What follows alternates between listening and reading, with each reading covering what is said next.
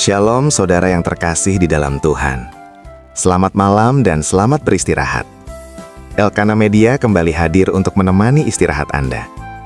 Kiranya damai sejahtera dari Tuhan Yesus Kristus memenuhi hati dan pikiran kita saat kita merenungkan firman-Nya malam ini. Di tengah kesibukan, pergumulan, dan berbagai keputusan hidup yang harus kita ambil, kita sering merasa lelah, bingung, bahkan kehilangan arah. Namun firman Tuhan malam ini mengingatkan kita bahwa ada satu sumber hikmat sejati yang sanggup memimpin hidup kita dengan benar, yaitu Kristus yang diam di dalam kita. Mari kita membuka hati dan merenungkan firman Tuhan dari Kolose 1 ayat 27-29 dengan tema Hikmat Kristus yang Memimpin.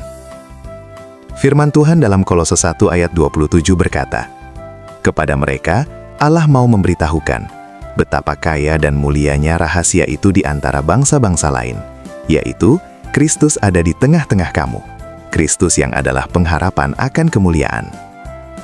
Ayat ini mengingatkan kita tentang sebuah rahasia besar. Kristus hidup di dalam kita. Inilah sumber pengharapan, kekuatan, dan hikmat sejati.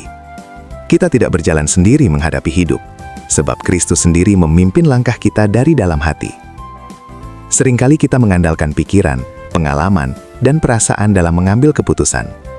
Namun hikmat manusia sangat terbatas. Tanpa tuntunan Kristus, kita mudah salah arah, terjebak dalam ego, dan kehilangan damai sejahtera. Sebaliknya, saat Kristus memimpin, Ia menuntun kita kepada kebenaran, kesabaran, kerendahan hati, dan kasih. Rasul Paulus menegaskan bahwa tugas pelayanan adalah memberitakan Kristus, menasehati dan mengajar setiap orang dalam segala hikmat, supaya setiap orang menjadi dewasa di dalam Kristus.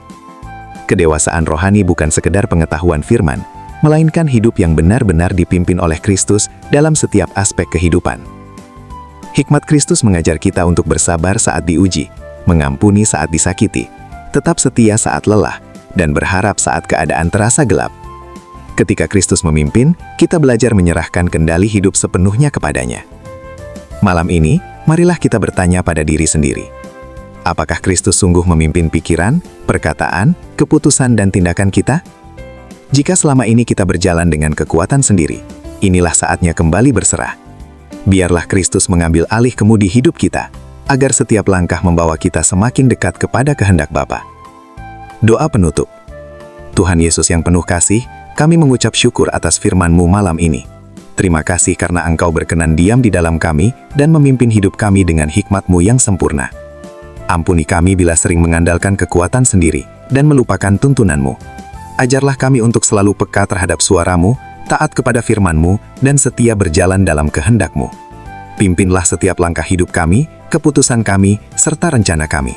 Biarlah hidup kami memuliakan nama-Mu dan menjadi berkat bagi sesama. Kami menyerahkan malam istirahat kami ke dalam tangan-Mu.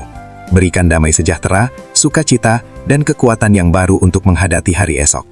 Di dalam nama Tuhan Yesus Kristus kami berdoa dan mengucap syukur. Amin. Terima kasih telah mengikuti renungan malam ini.